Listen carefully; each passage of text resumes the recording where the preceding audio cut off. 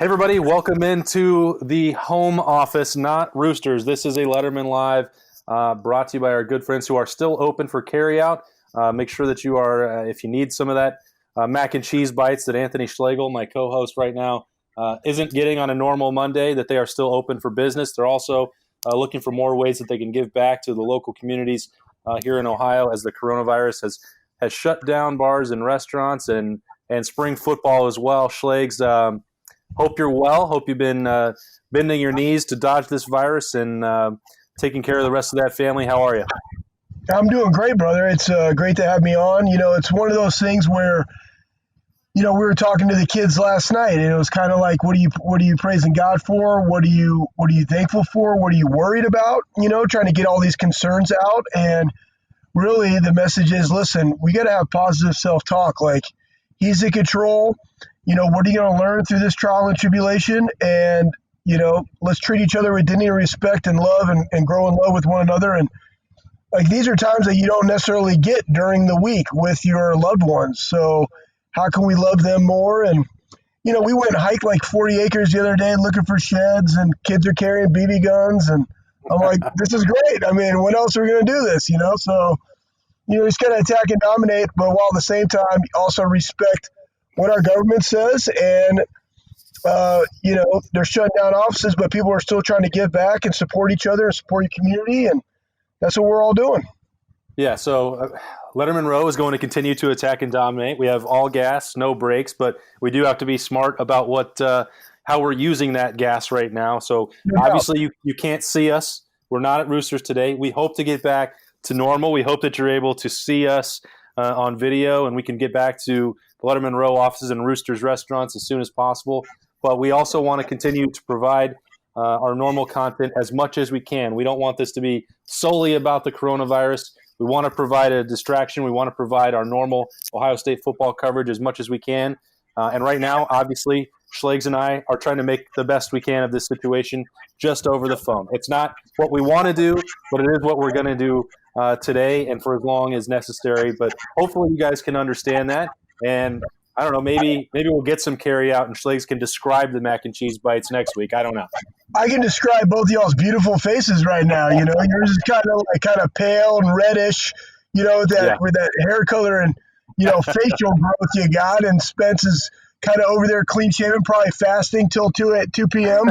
So, you know, yeah, I can describe it. I have good thing I have really good photographic memory here.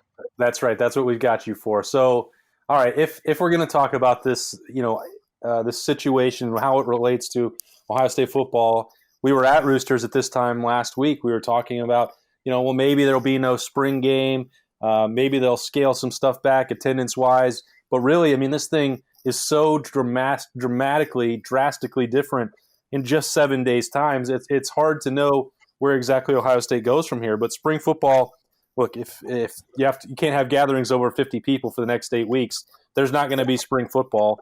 And Ohio State has also closed down the Woody, which I think is really the thing that probably blows Schleg's mind. You look at these guys, I kind of am of the opinion, Schlegs, I'm curious your take on this, where you'd at least leave the facility maybe available to them, because the other option is you got to go to, you know, Planet Fitness and be out there. And maybe that'll get closed too. I just thought that might be a refuge for Ohio State football, but you know, that's got to be low on the priority list. But I wonder if you're talking about getting a football team ready, you know, how this might impact that sort of life. And I know that's just a small fraction of day-to-day life, but that's for us, that's a big deal.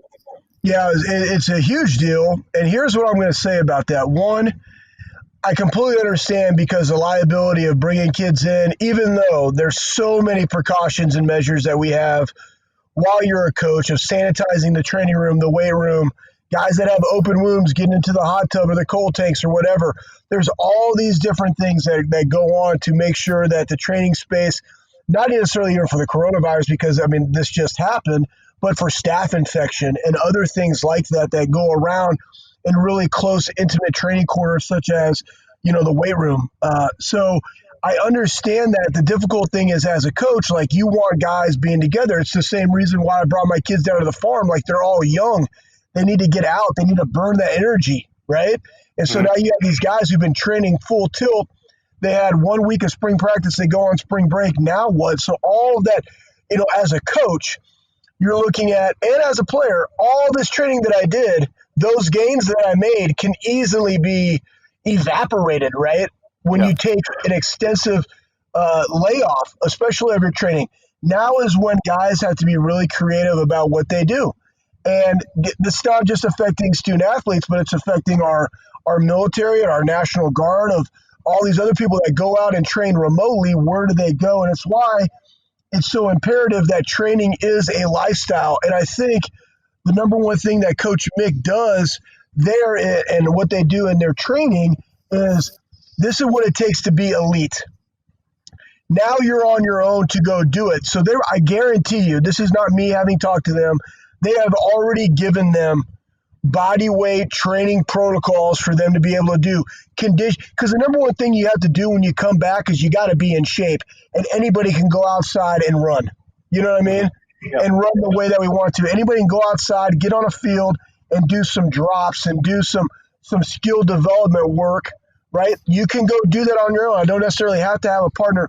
So the teams in our country that are the most disciplined, right, and understand that, hey, I got to take advantage of this time, are going to be the ones that have significant gains moving forward. Then the next step is, when they come back, whenever that time is, what is our plan in place to reacclimate them into this training? Because if you want to go all gas, no brakes when they come back, that's when guys are going to get hurt. Yeah. Right? Because you can't. You have to ooze them back into the proper training protocol, because it's going to be paramount that once they go into fall ball, the healthiest teams are going to be the ones that see the gains to start the season. So all of this is already being thought out well in advance. And again, grand scheme of things, let's take care of our country, let's take care of our population, but you still have to focus on the present and being proactive and creating those solutions moving forward. And number one, I truly believe Ohio State has the coaches and the resources to be able to do that. And it's through the training of our athletes. They understand that too. So guess what?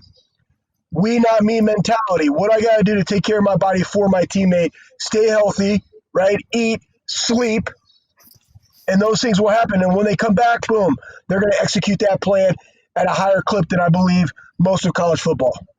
So if you were in charge, Schlegs, and really you should be. No, I should not be. How much time, so as you look at this, Ohio State has 12 basically unused spring practices. We know how valuable they are, and you might not have loved them as much or been looking forward to them as much as I was, but they're important for the coaching staff. They're important for the players. Those are gone, and not everybody. Clemson had used 9. Some schools had started in February, so that's not all the same. The playing field is not even.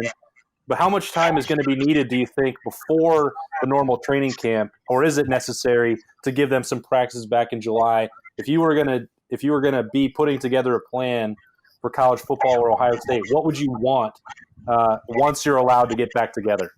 Yeah, great question. They definitely have to have these practices back.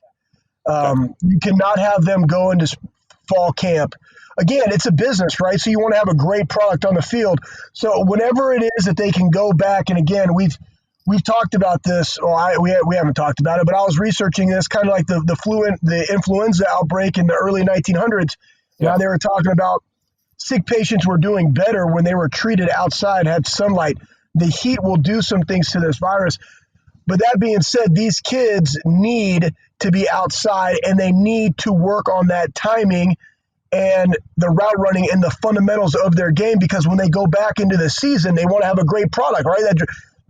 And sports is going to draw our country back together, right? Like that's what it does. That's why it's so awesome.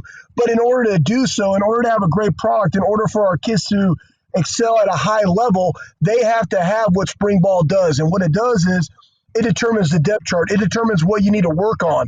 It's why it's so paramount now that the kids already have an understanding of which all of our coaches, before they go into spring ball, the kids know exactly what they have to work on during spring ball to move up the ladder.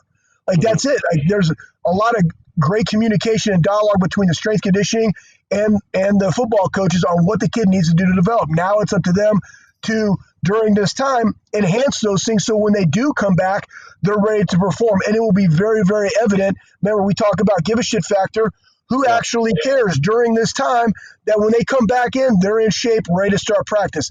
The NCAA has to give them these practices back. If it was me, I would go very similar to the OTA model where in the NFL you go back and there's some training weeks associated with that, right? Like 2 to 3 weeks of oozing in training, and then boom, everybody's into spring ball for an extended period of time, and it might be 3 or 4 practices a week instead of the normal 3, and they might have to condense it a little bit, but they still fundamentally have to get that work in, right? And whether it's padded or not, having one padded practice, having one practice in shell, having 2 practices with helmets only, they just need the fundamentals more so than anything, because just like wrestling, Coach Mick will train them through that time. So there's a lot of things that will go into the load, the physiological load on their bodies, the mental fatigue that they'll have from learning a playbook, all of which our coaches can handle. But those are the things that they're already thinking about when they get them back. How's this going to look?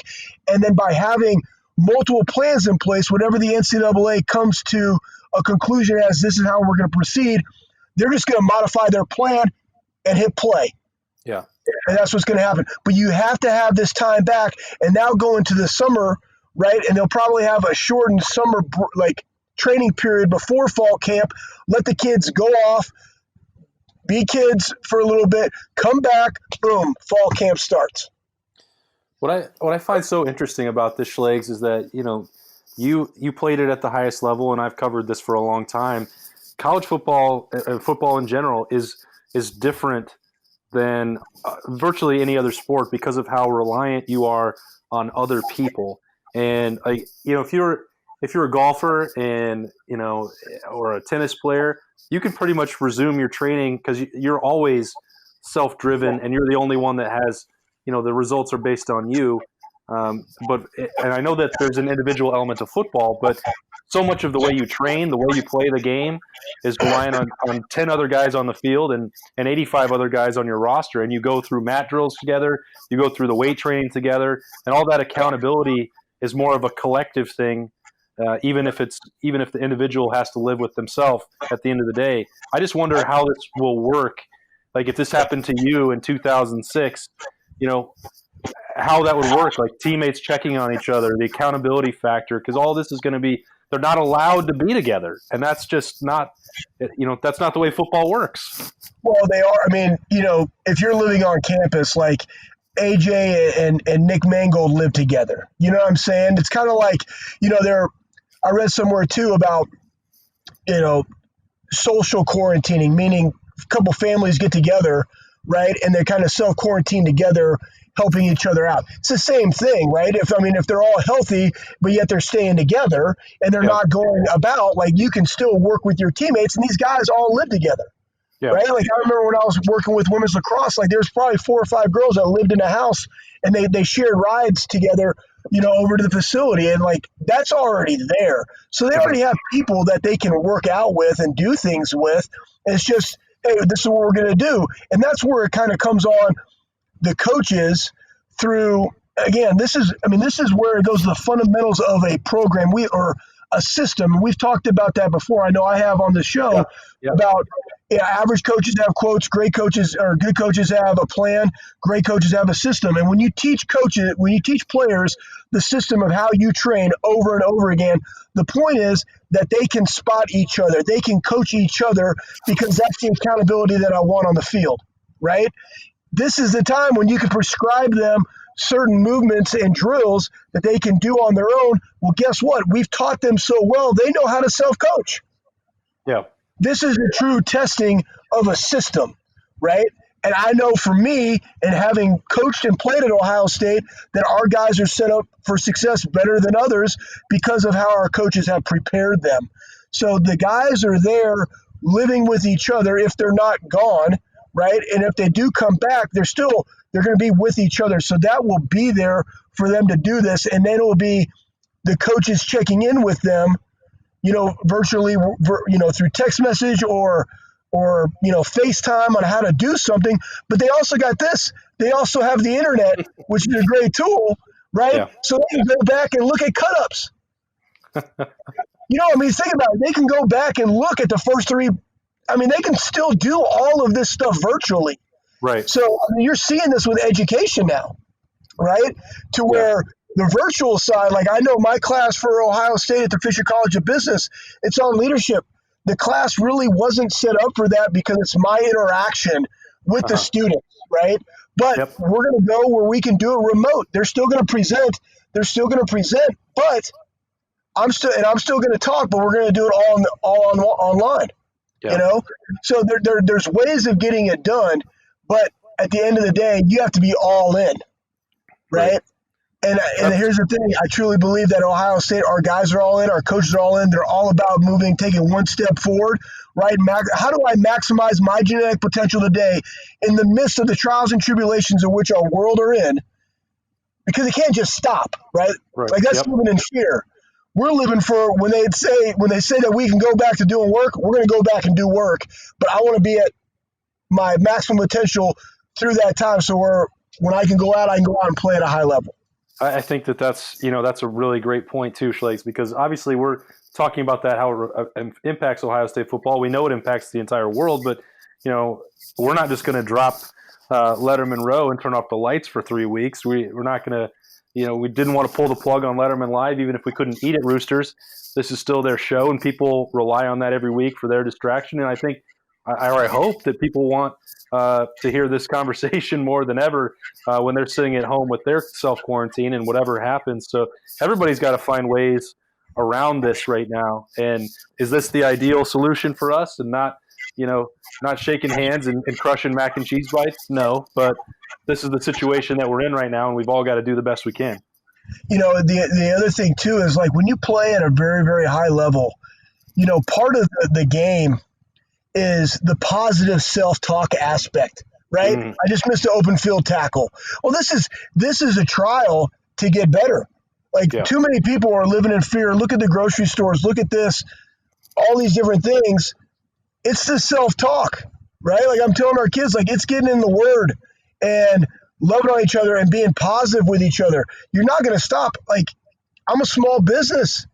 I mean, my livelihood is based on selling striking machines and things that I invent. Yep. Well, guess what? They close schools down, but when they open up, coaches are going to want the product. Well, that's why I built a supply chain that's all based in Central Ohio, because I can get product out to those people. Yep. So it's ultimately, that they're not going to pay you because schools are shut down. I sell to schools. Yep. I got pro athletes now, which is super cool for me. Hey, listen, we ain't going back to work. I need a striking machine stat. I'm like, guess what? I got you, Right. But I can do that because of my supply chain. And guess what? I still got to pay them. I'm not going to go against that. So I might have to put some things on a credit card, so be it. But at the end of the day, we're going to go back to business as usual. And are you prepared to do that? And do you have a servant's mentality that you want to go out there and help those people be able to perform? And my business is all about maximizing people, just like our coaches, just like you guys are doing right now. This is a great distraction for people. There's only so much Disney Plus and ESPN Plus and, Netflix that you could possibly watch, And you throw on a podcast and you get some positive juice, and we're talking about something that we all love, which is Ohio State football. There's great correlation to what our guys and our coaching staff are going through that we ourselves can go through as a family or as a community. Yeah, that's great stuff, Schlegel. He's the difference. He's attacking and dominating. We're going to have to make sure that we hit up that carry out at Roosters and get him an Italian sub. There is no doubt. Trust me. This is the other thing too that we've talked about a lot, and I've shared with the community of the Buckeye Cruise for Cancer, and how it's a family, and through the 13 years on the ship, people are now doing philanthropic work. And the one thing about our society in the United States is people do live on paycheck to paycheck. Yep. And there's people that are going to work and, hey, can I tip a little bit more? Can I go and get them to, do a carry out for our family tonight? Or, how do I do this while also putting other people first in my mind, while also protecting my own, Yep. right? And part of that is losing yourself in this, and our kids are understanding that, and they have to lose themselves a little bit because their football and what they do and what they love to do is on hold right now. We have seniors that are in the wrestling program. Colin Moore, a senior, #1 in the country, right? Not going to be able to fulfill that and win a national championship, on which he was on the plan to do. All these other sports, basketball, right? We never got to see that. So besides the other people that are hurting in our country, like these student athletes are hurting. And it's like, hey, how do I just come along them, their coaches, and serve them? How do I come alongside our people that are working at restaurants and serve them? How do I come along my neighbors and serve them in our community? That's what we got to do, right? Yeah. And which is a great focus that we should have right now during this time is how do I – it's not – it's humility. It's not thinking less of myself, but thinking of myself less during this time. Yeah, well said, man. We're going to let Schlegs get out of here. This has been half I of thought we got more to talk about. You want to talk about more Buckeye stuff? We got a lot of quarantine coming our way, Schlegs. We got to save up some of the content and let you get back outside and getting those striking machines ready today. The difference. Don't use it all up today. We got more coming, all right? Okay, I got it. I'll be thinking about it. All right, and this show is actually going to roll on after a quick word. We're going to bring in my buddy Jeremy Birmingham, talk a little bit more about what's going on the recruiting trail and so much more. But right now, we're going to cut Schlegs loose, and we'll be right back on Lettermen Live, brought to you by Roosters. Roosters is one of the unique companies that we deal with. They're involved in everything we do, from our personal foundation to also the Cancer Research Fund. And that's from the Buckeye Cruise from Cancer to all the events leading up to the Buckeye Cruise. They donate back to different organizations that are near and dear to their heart. And we're so fortunate to have been with Roosters now for a long, long time. All the folks at Roosters are just genuinely kind folks, and they want to make a difference. Thank you, Roosters Foundation. Thank you, Roosters Foundation. Thank you, Roosters Foundation. All right, welcome back to Lettermen Live, brought to you by Roosters. The fun, casual conversation rolls along, even if you can't see us. It's very weird for me to just not have Schlegel out here and now not have Jeremy Birmingham at my sidekick alongside to see him and roll my eyes at whatever terrible pun he makes. But he is now joining. I'm the sidekick. Oh, my God. I'm Robin. I good mean, in tights, though. I do look good in tights. Some sidekicks, are, Brooks and Dunn. There's no lead singer necessarily. You just have two sidekicks. So they're both Brooks and they're both Dunn? You're a Tom Petty and I'm a Tom Petty, and together we're the Heartbreakers. Oh, I lost it there. Okay. Anyway, yeah, my bad. I don't know. I didn't know where you were going with that. Yeah. So, I was hoping that we could just keep this segment focused on football because Schlegs and I talked a lot about coronavirus and the shutting down of schools and really the entire country. And I think we're going to be partially successful, but some of this stuff with recruiting, you can't mention that that's all going on independent of the fact that they can't take visits right now. Ohio State and Ryan Day shut all that down. You and I talked about that. Gosh, it feels like 7 years ago. It was 5 days. But somehow Ohio State is continuing to just stockpile commits, and this 2021 class said 2 names as of the recording of this podcast, this Lettermen Live commit. There might be more on the way this week. Like, how are they doing this? Why is this not even slowing down what Ohio State's building on the recruiting class, Birm? Well, I mean, it's interesting because I don't know if it's a combination of kids being told, hey, if you're in, get in now, or if it's them saying, well, maybe I just want to secure a spot now because you don't know what happens. Maybe it's people are just bored and think, hey, I need to do something, so may as well commit. It is pretty wild because you went from a time frame where everyone's like, hey, I'm going to wait till my visit and then I'll make a decision maybe after that. And then all of a sudden you're going, oh, maybe I don't need to take visits. I know the Ohio State staff has done a really good job getting conversations going. And people need to understand the dead period doesn't mean it's a dead period where you can't recruit. You just can't recruit in person. So they can make phone calls, they can make FaceTime calls, they can interact as much as they possibly can without being actually on campus. And so I wouldn't be surprised if you're going to hear stories about Ohio State talking to kids and putting them on the phone with academic advisors and stuff like that, like in over FaceTime, so that they can get these answers to the questions that they would have had. It's almost like a virtual visit in some cases, you know what I mean? And I think that they're probably going to be proactive in that respect. And this dead period sucks for kids who want to be on campus. It certainly is interesting for kids like Travion Henderson, who was planning on being on campus next month. It didn't slow down Ja'Kalen Johnson, who was planning on visiting on the 28th and then the spring game from committing. It didn't slow down Devontae Smith from committing. It's not going to slow down Evan Pryor from committing. Andre Turrentine, all of a sudden, a four-star cornerback from Nashville, who hasn't really been talked about much on Lettermen Row, is making an announcement on Tuesday morning, and it looks like he's going to pick Ohio State. And all of a sudden, there's just this explosion. And again, I don't know. Is it because kids are saying, hey, I need to make this decision? Or is it because Ohio State's saying, you should probably make this decision? It's wild how all this works because, sometimes you see these guys that, wow, I'm going to take all 5 official visits. And if it were me, I would absolutely want to do that.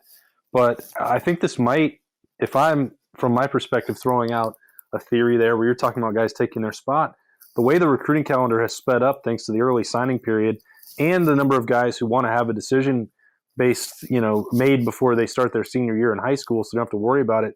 That means generally mid-April would be when you want to make that, call. You could potentially do it with camps and stuff in the summer, right? But April is kind of that time frame where a lot of these classes seem to be filling up. And as you said, if you don't jump on and get in the mix, there might not be room for you. And also, Ohio State might have 15 commits by the end of this week.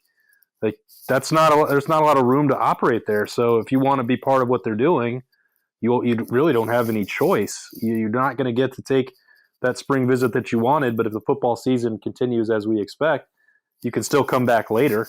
And they're also not signing a letter of intent today, so it's not like they have to 100% make up their minds forever. But it's fascinating how this is working because it's really, I don't think if when you and I got back from the trip last week, I don't think we would have sat there and said, well, they could get 4 kids by next week without taking any visits. There's no way you would have predicted that, right? No way. I mean, we did talk on Talking Stuff last Wednesday when we were leaving North Carolina. We mentioned Devontae Smith as a name that I thought was going to pop soon as far as getting an offer. And you kind of knew once the offer came that the commit was going to come quickly on that one.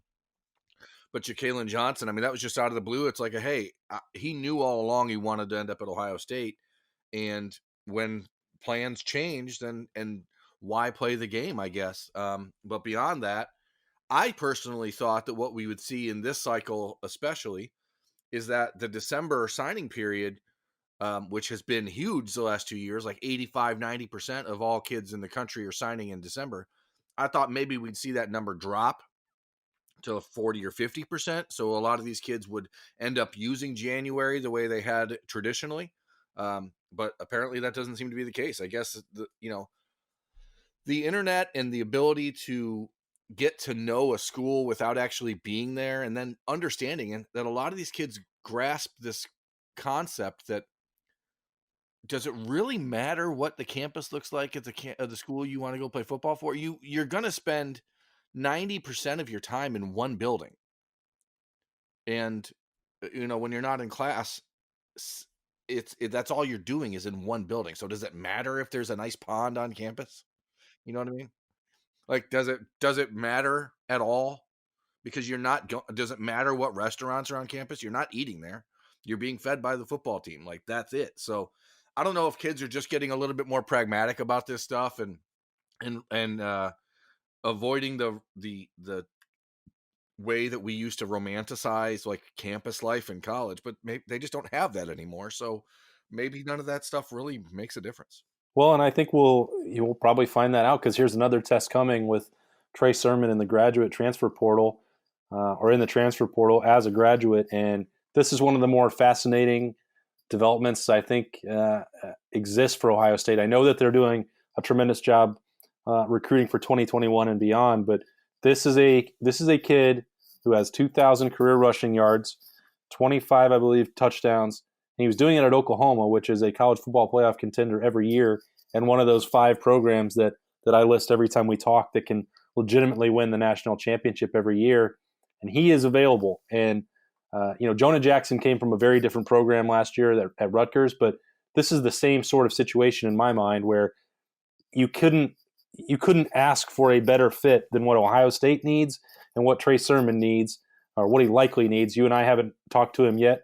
We're still efforting to do that as his process picks up here, and he requests his leave of Oklahoma. But man, it's like I want to know how well Ryan Day is living his life, because everything seems to work out. When he needs something, it falls out directly into his lap.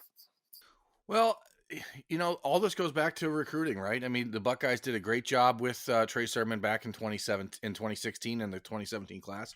They thought they were in a position back then where they believed that he would end up at Ohio State. It's sort of like Antoine Jackson, I guess, in a way. Like, sometimes those relationships that you build in recruiting, the relationship that Antoine Jackson had built with with Larry Johnson, when he realized he wasn't in the right fit at Auburn, he just said, "Hey, Ohio State's where I wanted to be. Maybe it's where I should have been all along." I'm not saying there's that kind of regret for Trey Sermon, and obviously there's not the instant regret that Antoine Jackson seemed to have. But the offense in Columbus, the relationship with Tony Alford, the familiarity with campus where he has been twice. He's an Atlanta kid. He's not a guy that really needs, he's not scared of the city life and that kind of stuff. I think it's a great fit for him in Ohio State.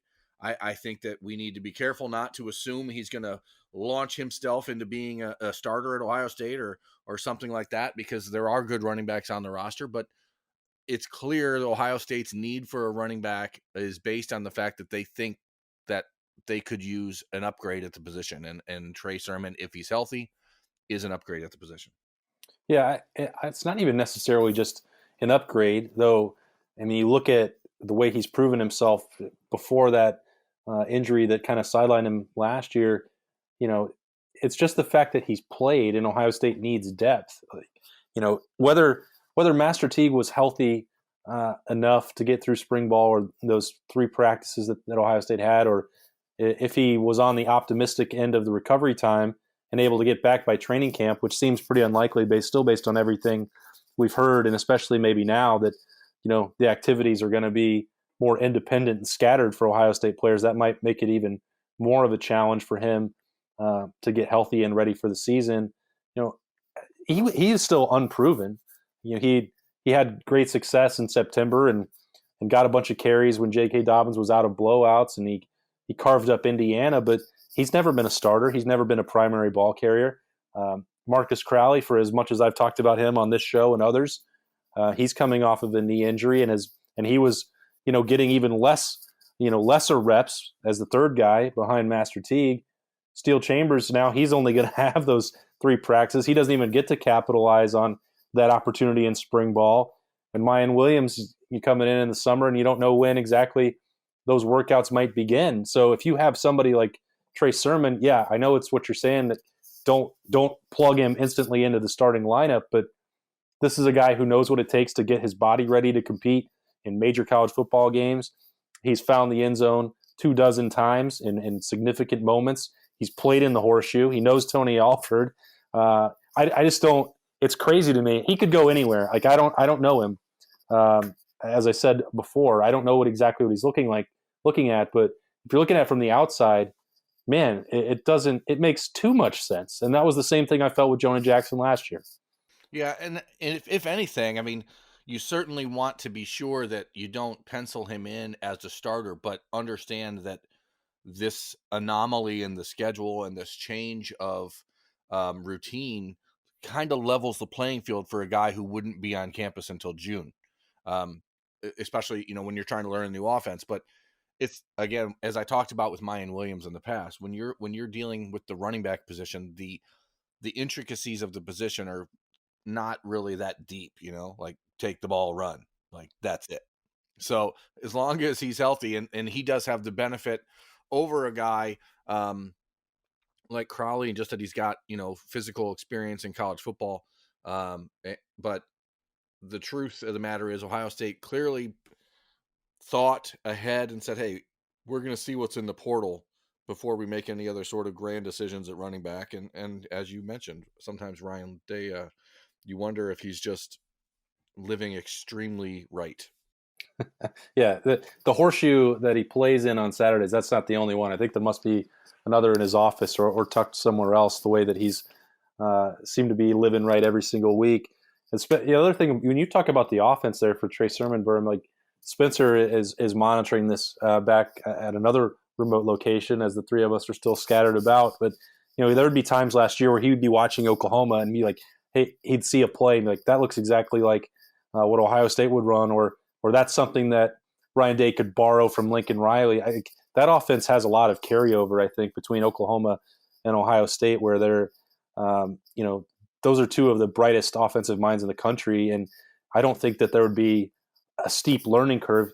You're right about the running back part. Like, take a handoff and go. I know it's more complex than that, but easier than, maybe for a wide receiver coming into this system.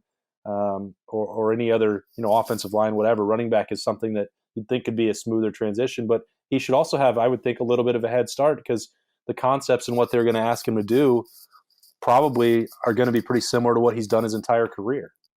Yeah, I agree. I don't think that, again, ever that you're talking about a huge learning curve at running back, but certainly playing in a detailed offense like the way that Oklahoma runs things. And I don't want to say that Oklahoma doesn't run the ball, but their offense is a little bit more like the Ohio State offense with Braxton Miller, where it's the quarterback run that's sort of the feature.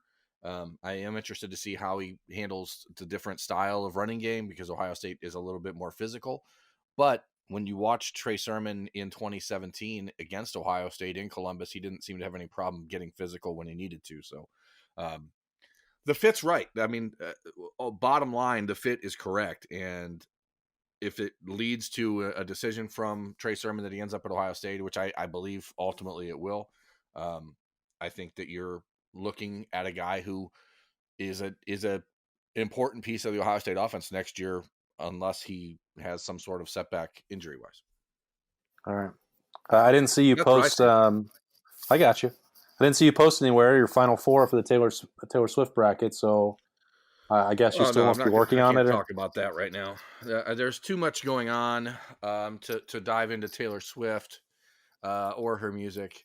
And quite frankly, the reality is, I think that you almost have to have two tournaments with Taylor Swift, because the old music is so different than the new music that you can't really compare them straight up. Why not? I mean? Because they're so different. How do you, are you going to compare the Rolling Stones to Garth Brooks and put them in the same bracket? You can't do that. Those are two different artists. That's all.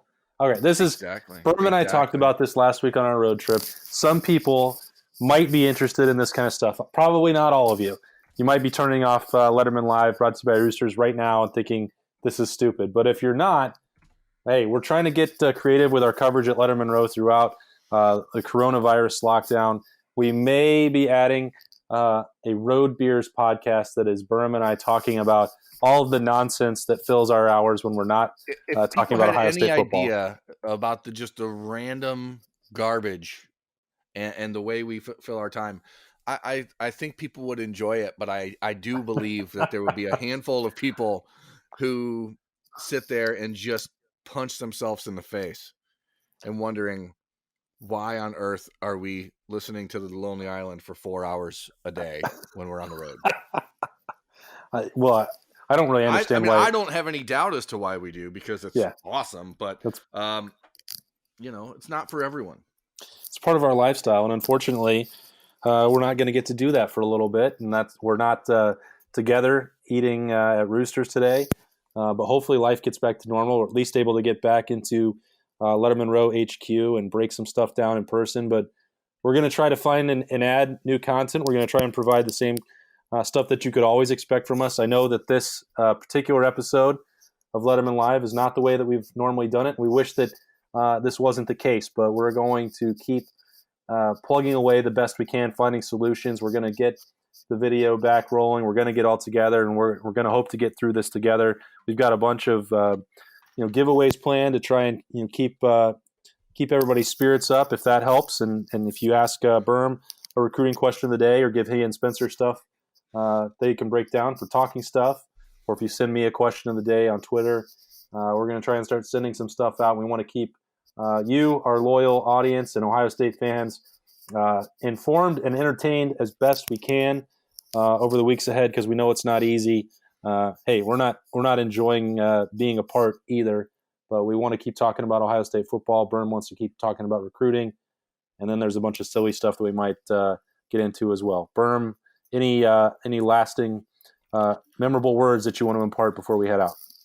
No, I mean, just for everyone, understand we're doing everything we can to keep things normal in a time that is decidedly abnormal, and anything that you out there in the world want us to dive into or talk about or whatever, just there's no bad ideas right now. So let's just, open it up. All right, we'll get up. I'll put that on the SoundCloud. Open it up. Yeah, that would have been a great GIF if I could, because I know exactly what that facial expression looked like, and it's open it up. All right, that means when I've lost control of the show. That's that's why Birm wants the other show, because he knows that once it gets crazy, that's when that show might get good. It doesn't work quite as well for Lettermen Live, brought to you by Roosters. So that's my signal to shut it down for this week. Appreciate Anthony Schlegel, the difference, attacking and dominating with us over the phone, and Birm for joining me this afternoon as well, when he's got a ton of Birminologies to film and commitments to break down. Busy time on the recruiting front, and we're going to keep filling it with as much coverage as we possibly can at LettermenRow.com. Thanks for joining us. This has been Lettermen Live, brought to you by Roosters. We will see you next week, I promise. Thanks for watching. Subscribe below to get the latest videos from Lettermen Row. We got Lettermen Live, we've got the practice report, we got rapid reaction. Hey, and we got Buckeye IQ with Zach Bourne. For sure. We got recruiting breakdowns with Birm. We got whatever you need. Ohio State football and Ohio State athletics, we've got you covered here at Lettermen Row.